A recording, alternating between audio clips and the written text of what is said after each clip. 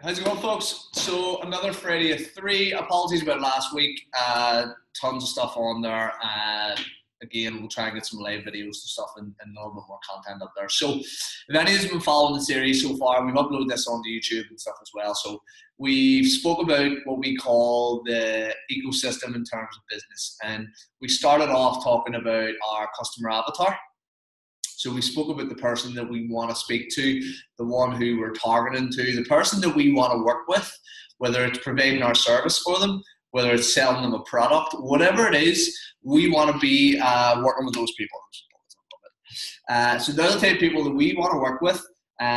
We find out where they hang out, we find out what they like, we find out what they dislike, what's their pain points, why would they want to talk about it in the fitness industry, why would they want to train with me, why wouldn't they not want to train with someone else, can I focus on some of the pain points that they don't like about the gym. So we were talking about with one of the coaches today about what's the problem with training someone one-on-one. You have that awkwardness at times, if you just don't get on, you just don't have that click and personality, whether it's someone who is not following your advice or whatever it is.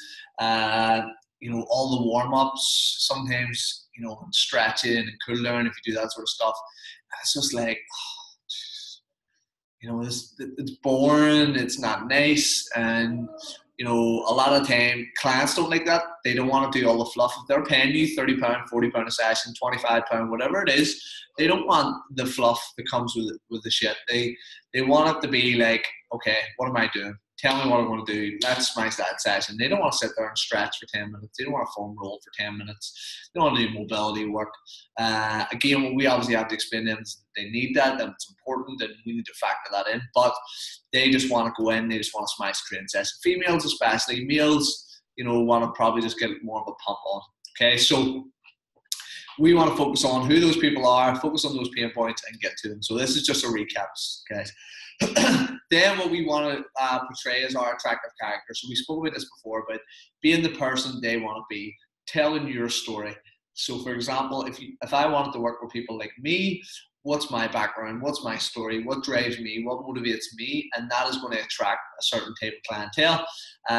Again, based on the attractive character worksheet that we posted up, we showed you guys during the video, so if you haven't seen that, go back, about telling stories, parables, loss and redemption. I had, just to give you an example, sorry, I put on a load of weight, I knew it wasn't good for me, I was depressed, then I lost the weight because I found exercise, and this is what I'd done. So you're talking about like how you went through that journey and how it changed you, and the positives, and Black Lion Z, and just talking to that person that you want in your gym. Okay, so it's talking to that person.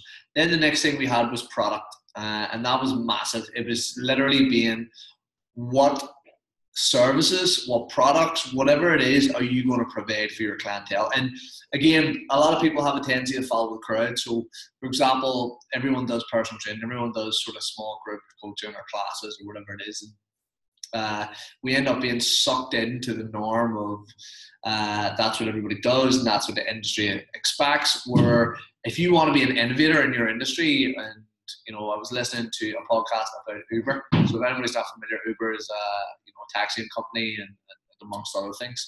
But basically, they found a gap in the market, which was they wanted people who wanted to experience a comfortable taxi journey, book things through their app, and now what they do as well is that you can rank your drivers. So you can rank whether you liked the driver, what you didn't, what was the cleanliness like, blah, blah, blah. And based on that score and ranking system, we'll put them in terms of a list on Uber of the best Ubers, the best Uber drivers, all this sort of stuff. And they've changed the game, and they created a gap in the market, and they were an innovator in that market. So if you're a personal trainer and you want to do semi-private bungee jumping classes, and you want to be an innovator in that, you see that the target market that you want to work with is going to enjoy that, they're going to get benefit from it, then don't follow the trends that they're following now, create the trends, essentially what we want to say. So the attractive character is that sort of person. That product is essentially you based on your customer avatar and thing. So today, last week we talked about marketing. We had 2 weeks ago, we had Dan McCafferty on, just talking about marketing, business, how successful he can be with his. And today we're going to talk about sales. So apologies if it's taking a little bit long. So to get into sales. So sales is probably one of the most important components now. When we talk about the ecosystem, everything comes before everything. So for example, this is why sales is like 4 or 5 steps in. People just think, oh, if I make a sale, it's okay. You don't think of actually who you want to work with, that person that you are trying to be in front of those. How do you market your services? Do you put it on social media? Do you do Google AdWords? Do you have a Facebook, a website, whatever it is?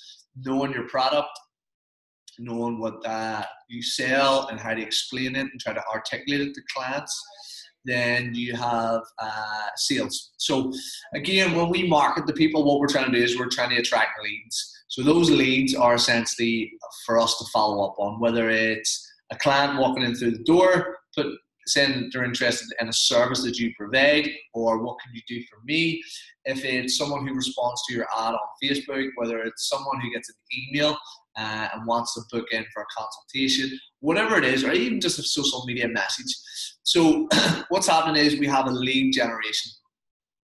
Whether that lead generation is referrals, whatever it is, we'll not get into too much detail. We'll talk about it in future live threes. But whatever your lead generation is, or whatever way you get people through the door, or whatever way that you actually contact people to see if they want to avail of your services, like this is what we're going to talk about and how we're going to close those people. So for example, if I got a client that walks through the door just randomly, wants to know what my services are, blah, blah, blah. Now, something what we don't speak about is those people who walk through the door randomly, who probably don't know you, have not seen any of your stuff, any of your results, you're less likely to get a sale with those people, okay? And the reason being is because they don't know, trust you, they don't love you, they don't know who you are, they don't know what you stand for. And what happens is if you sit and you speak to these people, it becomes a hard sell. It becomes like, yeah, come to me and this is what we do and blah, blah, blah. And if they don't know you, they don't know how much they're willing to invest in you, for example. And that's why there's a massive tendency for clients to want to do like a normal gym membership. And when they get comfortable in that environment, then what they do is they'll maybe look for a trainer, or they'll go to a trainer that they know, that they trust, that they like. Okay, so for example, I'm not saying not speak to these clients. I would say just not invest a lot of time in them. If they are definitely interested, take your contact details, add them to your mailing list. Maybe they're just not in that right frame of mind now. Maybe they're going, oh, it's a little bit too expensive. Maybe a couple of months down the line, it's not as expensive. You're still in contact with them through emails and everything else. Okay, so the people who are walking through the door who don't know, like, trust you, again, try not to waste too much time on those people because they're the ones that are less likely to make sales. That's not to say you won't, but less likely to. And as we talk about sales, and we spoke about with Dan, sales sounds sleazy, sounds like you're ripping people off.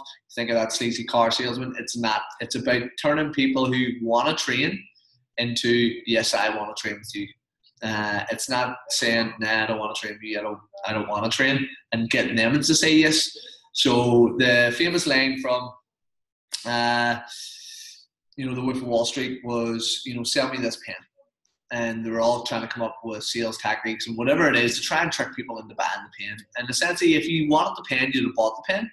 And it's the same with our industry. If you want personal training, you will pay for personal training. Now, if they judge you solely on prices, they come in and go, I want to know what price you charge for a personal training session. And they've already tracked another gym. So we expect clients to do some due diligence. We expect them to find out how much a session costs with a certain PT. And what will happen is if you charge £40 an hour and they're judging you solely on price, they're going to go to the person who charges £20 an hour. Why? Because they don't know the difference between your service.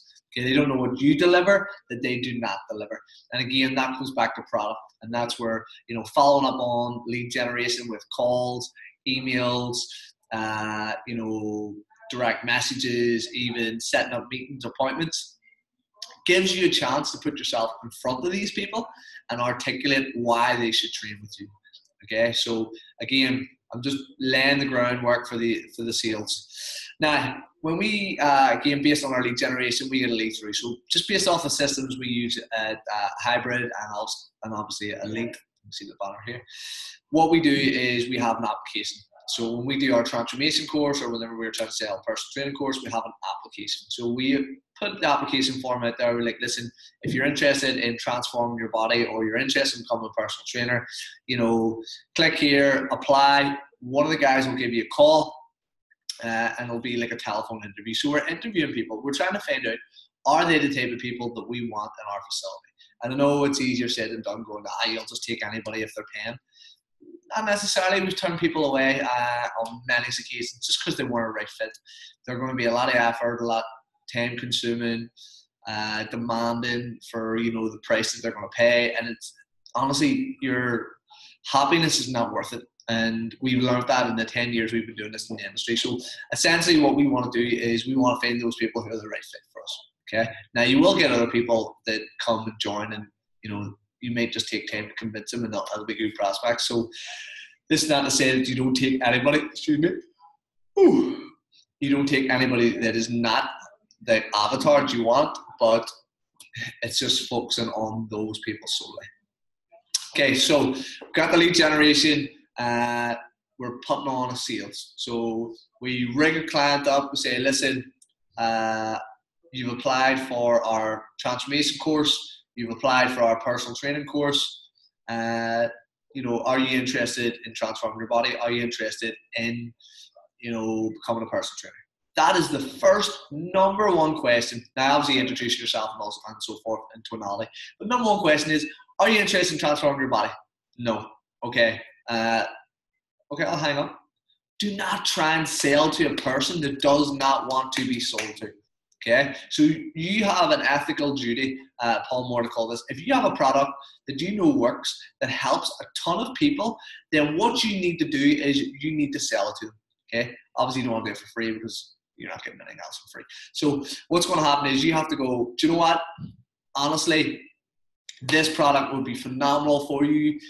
And the great thing about our industry is we know that people need us and that they want us. It's just us having the price bracket for them or whatever it is. So the know, like, and trust factor.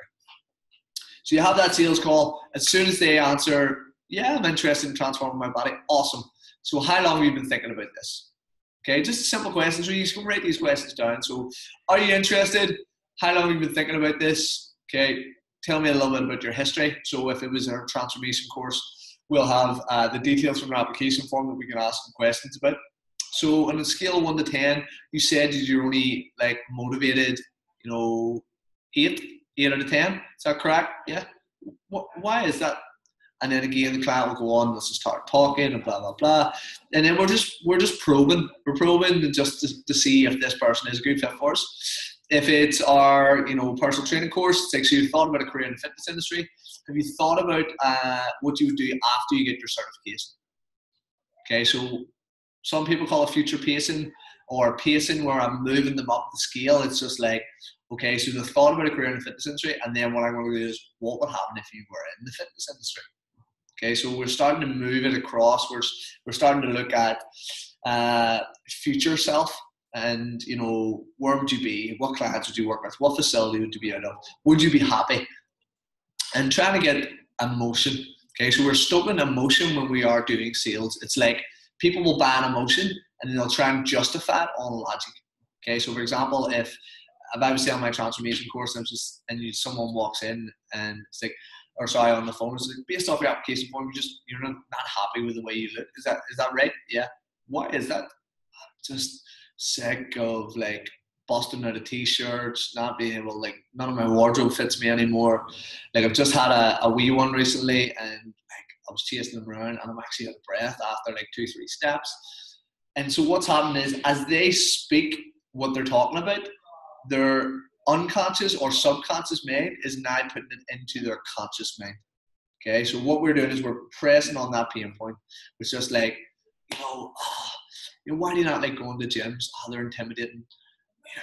they've got mirrors everywhere, people judging you with makeup, and there's a load of beefy guys wearing stringer vests. And, we want to harp on about that pain point. It's like, well, our facility is a private facility. Like, when you come in here, we don't have anybody that description. We don't have anybody that wears, stringer vests and is grunting. It's not like a nightclub, so there's not going to be a disco ball shining everywhere. There's no mirrors around because we want people to feel comfortable here.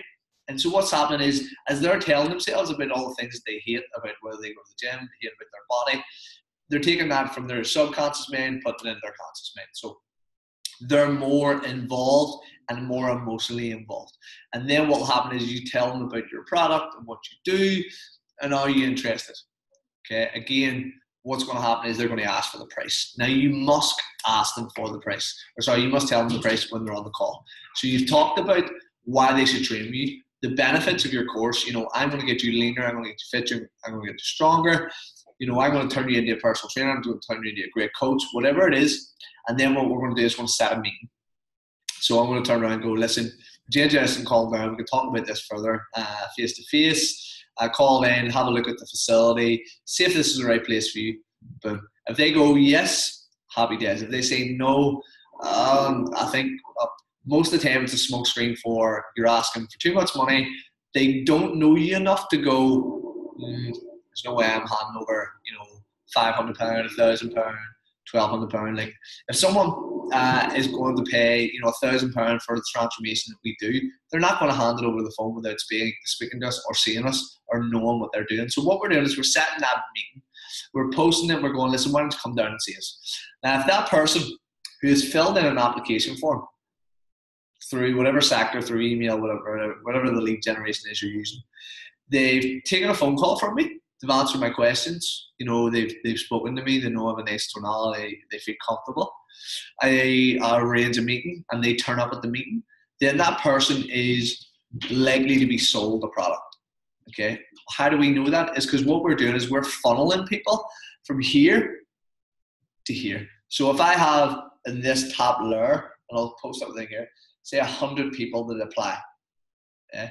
And then only 50 people of that 100 people take my calls, okay? And of those 50 people take my calls, only 25 of those, okay, take a meeting and actually turn up at the meeting, okay? So there you go. Sorry, take the meeting, and then what will happen is half of those actually turn up at the meeting. So if I've got 50 people who took my phone call, 25 of them have organised a meeting, half of those, 13, 12 of them, turn up at the meeting, then my closing rate better be at least 50% of those.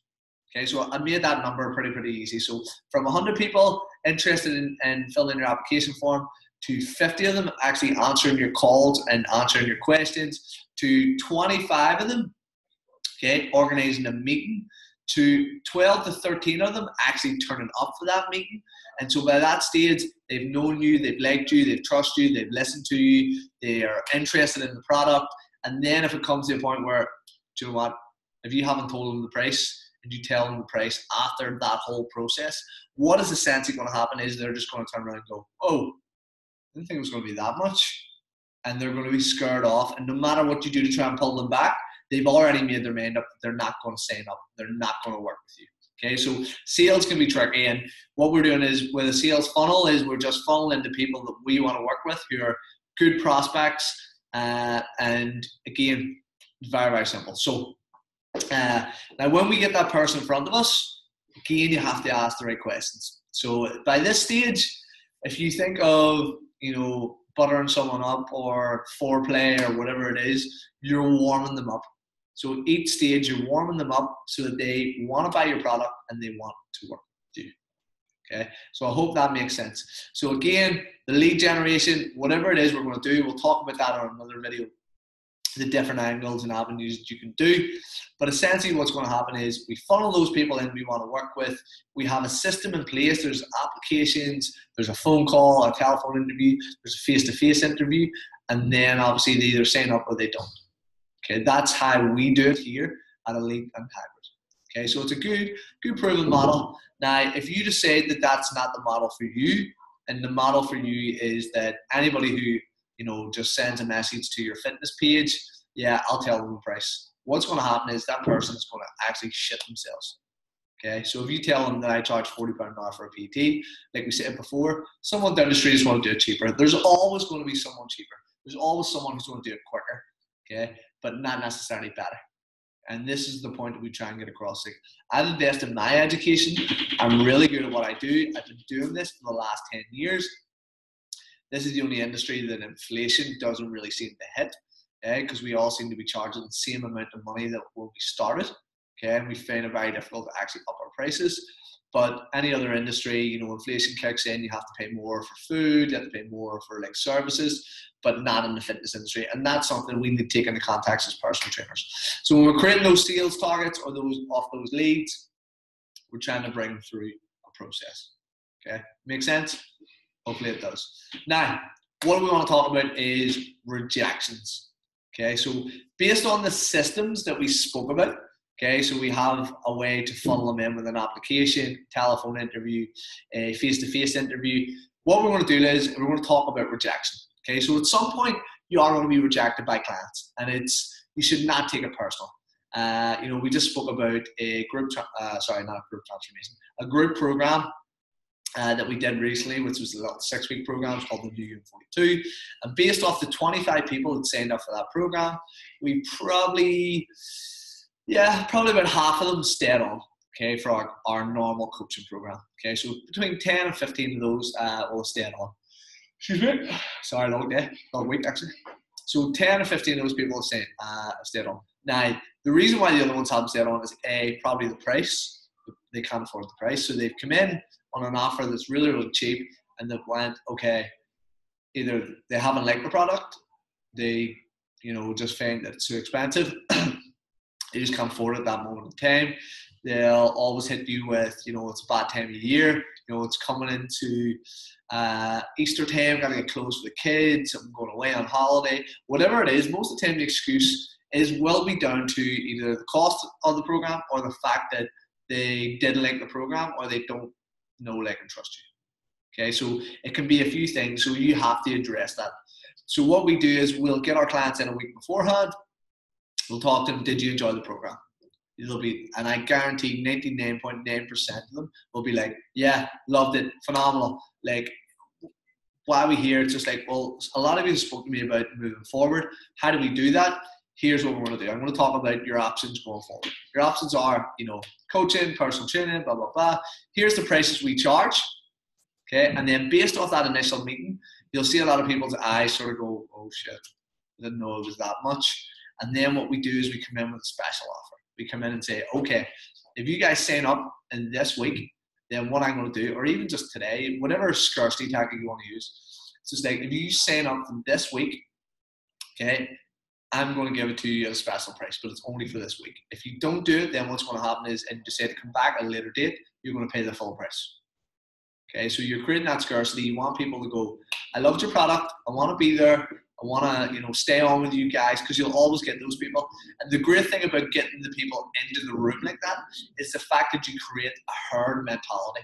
So what usually happens is if you get the 2 or 3 or the people who are still interested in staying on with you, you've probably had a private conversation with them. You've told them the price. They're definitely staying on.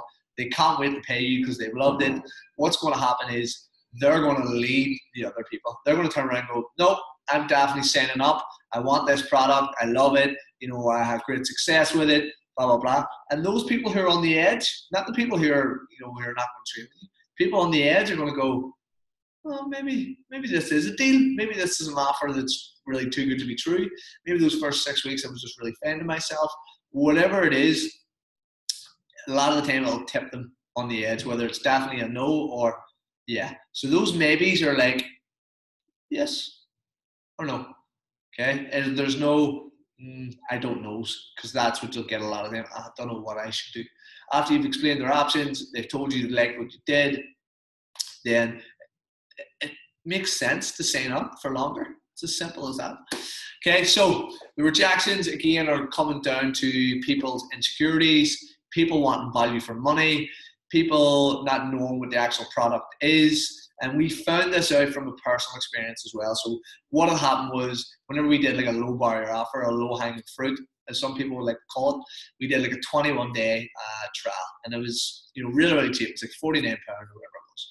Now, the basic price of the lowest price of one of our coaching programs is £120 per month. Now, £49 or £120 there's a massive gap between those in price. So if I turn around to someone after 21 days and say, do you want to do my coaching program? You know, it's only 120. They'd be like, whoa, hold on a minute. You know, you've only bought me a starter. Like, you haven't bought me my main, or you haven't bought me a dessert. Okay, because that will happen is people don't feel like they're sold yet. You know, you're trying to win them over by spending time with them, giving them a good sort of service. Now, the first time we did that low barrier offer, we give them a completely different training program to what our coaching clients were doing. And what we found was whenever these guys have finished, the 21-day reset guys have finished, and we wanted to move them over to the coaching guys, we were like, did you enjoy the program? Yes, loved it. You know, well, if you're interested, do you want to sign up for our coaching program? And then the first thing they would ask is like, what's the difference? And it's just like, well, the difference is, and then boom, boom, boom, boom. The difference was nothing. It was exactly, you know, the same, except you were doing a different workout and these guys were doing a different workout. And then what will happen is, again, you get this loggerhead. No, I don't know what that is, so I'm not really interested in it. If people are confused, they will not buy off you. Okay, so get that in your head. If you do not know your product, you don't know how to market it, you don't know what the buzzwords are, then you will not sell much of that product. So you have to know that, okay? So if they're confused or you're confused in the way you're saying it, then the client's going to be confused, and again, they're not going to buy. So what we did was this 21-day reset, we did the exact same training as we did over here. And so when we get everyone together and we talk about them, did you enjoy the program? Yeah, I love the program. Awesome. Boom. High fives everywhere. Woo. Then what's going to happen is like, would you like more of that stuff? Yeah, of course I would. What's, you know, they've already sold themselves essentially, and you don't need to resell yourself. You've went, this is what I do. You've enjoyed it. You've loved it. You've probably got results with it. Well, it's the natural step to move on to here. And if you follow that sort of model, again, like we were talking there about sales tactics and sleazy, people think sleaziness with sales tactics. That is not sleazy. That is literally giving someone what they want. You're not trying to trick them. You're not trying to tell them, oh, you got to buy my shit because like I want to do, you know, and then they're going, oh, hold on a minute, I've been duped here. You're going, did you love that shit? Yeah, here's some more of it, and here's the price. It's as simple as that. Okay, so when we do our lead generation, have some systems in place. Like I say, we use certain systems here. If you want to know a little bit more about that, let us know. We could do like another live video on that there. The, you know, video meeting, or sorry, the telephone meeting and face-to-face meeting, again for the systems, it just means we can funnel people down into people that actually do want to actually train with us. Okay. Now on the flip side, if you have a product that is like really cheap, that is ridiculously priced, then what's going to happen is you shouldn't have to do an application. You shouldn't have to really do a telephone call. You can call them up, but more than likely, or sorry, a face-to-face meeting, more than likely, if you phone them up, if it's ridiculously cheap, they will pay for it there and then. Okay, because the risk reward, there isn't much risk because they're paying for something that's really, really cheap in relation to how much they can afford. So it was like £49 for a month and they're getting coaching with that. That is ridiculous. That would just be like, fuck, I could piss £49 up the wall with, you know, a round of drinks in the hard bar or whatever it is. So what's going to happen is they're just going to invest. They're not going to be invested in their time though. They're going to spend the money. They're probably not going to listen to you because in the back of their mind, they've got £49. Oh, it's only £49. Sure. Like I said there, you could buy a round in a bar for that. Okay, so again, the only other time those sales tactics and those systems will not work is based on the fact that your product is really, really cheap because you want more people through the door or whatever it is, maybe just starting off in the industry. So guys, I'm going to tie it up there. I don't want to talk for too long. We can go over these points again next week when we talk about how to close sales. Okay, so and reversing the sale and sales scripts and stuff like that there. So we'll go into a little bit more detail, but I'm just setting the scene here for what a sale is, some of the systems that you maybe want to have in place for those sales, and then we'll talk about reversing the sale and everything else next week. So I'll post this up on the page for any of you guys, just so you can sort of see it. Nice content to have. Okay, bye folks.